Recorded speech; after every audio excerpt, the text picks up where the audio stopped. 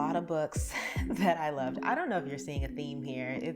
I just love a lot of books. Hey friends, welcome and or welcome back to my channel. If you're new here, on this channel we talk about all things stories and self-care. So that's books that we love, books that we want to read, authors that we love, and self-care. If you're interested in that sort of content and you haven't subscribed already, definitely subscribe down below and also hit the notification bell so that you're notified of every single time that I upload. And if you're returning, you're not new here, welcome back, friend. It's so good to see you again. So we are finally at the end of 2021. This has been one hell of a year. In 2021, I was actually able to set a goal to read 30 books. I am happy to say that I actually did complete my goal. I'm sure that maybe you've read some of these books, but if you haven't, let's go ahead and talk about some of the books that I read this year and which ones were my favorites. Without further ado, let's go ahead and get into it. So in Q1, January through March of this year, I had a couple of 5-star reads. Those included Dawn by Octavia Butler and Where the Crawdads Sing by Delia Owens. Now, every quarter I do a quarterly wrap-up, so I will go ahead and leave the video to that quarterly wrap-up up in the cards above and also in the description box below. So go ahead and check that out so you can see a full synopsis of the books that I read in that quarter and which ones I resonated with and which ones I didn't really care so much for. So for Q1, I ended up going with Where the Crawdads Sings as my favorite book. This was a book that I really truly needed in that moment. It made me cry. There is an underdog in this story, the protagonist. I believe her name is Kaya. We saw that character really truly have so much shit thrown at her, and she was able to not only navigate it but also thrive in the midst of it. I really truly thought that Delia Owens wrote an amazing character, an amazing protagonist, and even really did a good job of just setting the scene of the world that the protagonist lives in. This is set in the North Carolina marshlands, and I, coming in, wasn't as familiar with that particular area and some of the birds and the species and just the life in that area. Delia Owens definitely brought that world to life for me. So out of all the books that I read this quarter, this was definitely my favorite, and I still think about it fondly. I thought this book was beautifully written, and it gave me a unique perspective that I didn't have before, and I really truly appreciated the author for writing this book and for allowing me, I guess, to have that experience.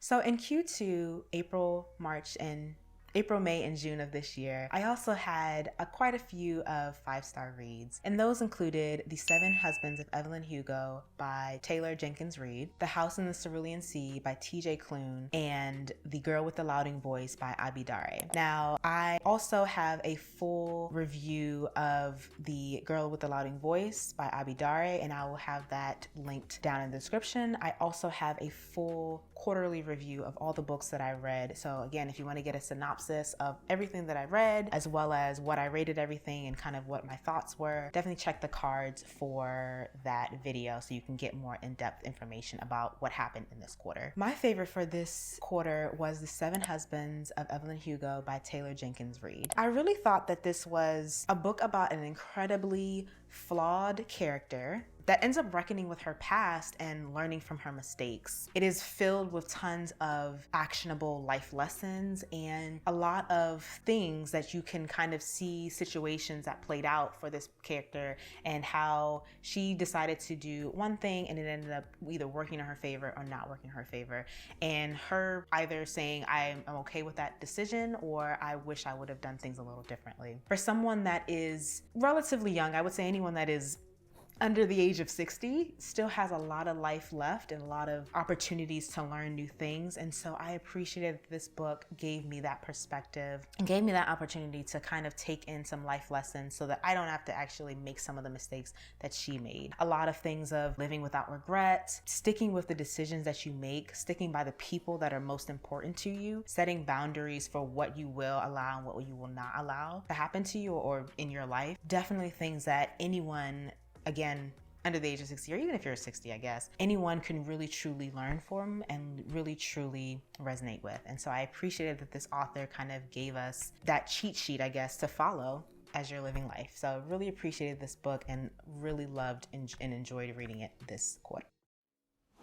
So in Q3, I also had a lot of books that I loved. I don't know if you're seeing a theme here.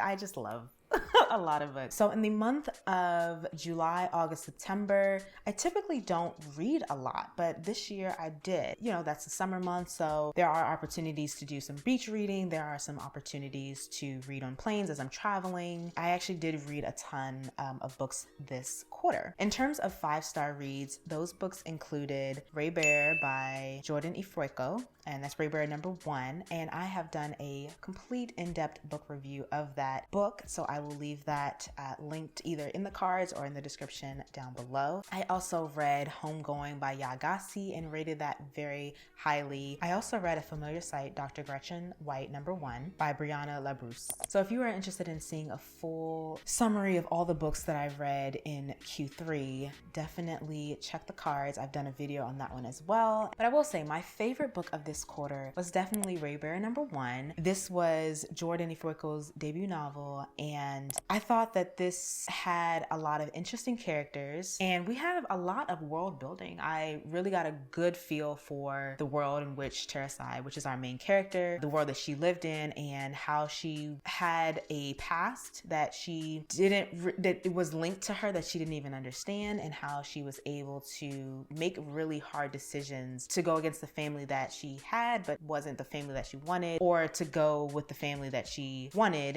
and always desired. So I really appreciated seeing her thought process and just understanding who she was. So really truly enjoyed Ray Bear #1, and I thought that that was my favorite book of the month of July, August, and September. And then for Q4, I recently just filmed and uploaded a video on my favorite reads of Q4. So if you have not watched that yet, go ahead and click the card above and you can watch that. I had a lot of interesting reads this quarter. I think this is probably the quarter that I had the most interesting or most range in terms of books that I loved and books that I didn't like so much. All in all, it was a great quarter. Some of my 5-star reads in this quarter included Ace of Spades by Farida Abike Ayumide, The Fifth Season by N.K. Jemisin, and In My Dreams I Hold a Night by Ashley Winstead. I had such a hard time figuring out which book would have been my favorite in this quarter because it just was it's so hard. Trying to figure out, do I go with a book that was written by a debut author that is exceptionally well? Do I go with a book that is really truly one of the greatest science fiction fantasy books, like probably of all time? I ended up picking In My Dreams I Hold a Knife by Ashley Winstead as my favorite book because it did everything that I would love for a thriller to do. Lots of great pacing, dual timelines, unreliable narrators, a lot of the things that you really truly come to expect in a thriller, but all of those things done exceptionally well. Those are all of my favorite books that I read this year, and we have quite a big range of books. In Q1, I really truly loved Where the Crawdad Sings, which falls under the category of literary fiction. In Q2, my favorite book was The Seven Husbands of Evelyn Hugo by Taylor Jenkins Reid. This one, I believe, falls into also that same category of literary fiction. Q3, I could not stop reading Ray Bear #1 and truly loved it, which falls under the category of young adult fantasy. And then in Q4, In My Dreams I Hold a Knife by Ashley Winstead. A gripping psychological thriller was my favorite read of the quarter, and I'm still thinking about that book. All right, so that is it. Those are all of the books that I really highly rated in 2021 and some of my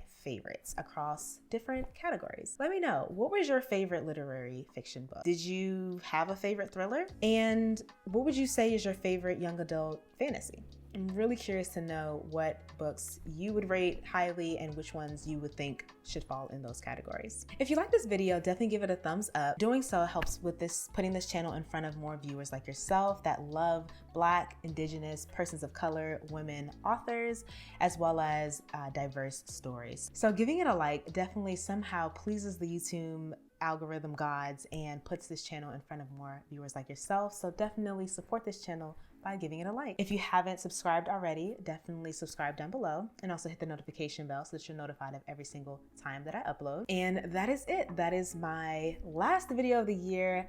Guys, I am so happy to have you on this journey, and I appreciate you spending every single week watching videos from me.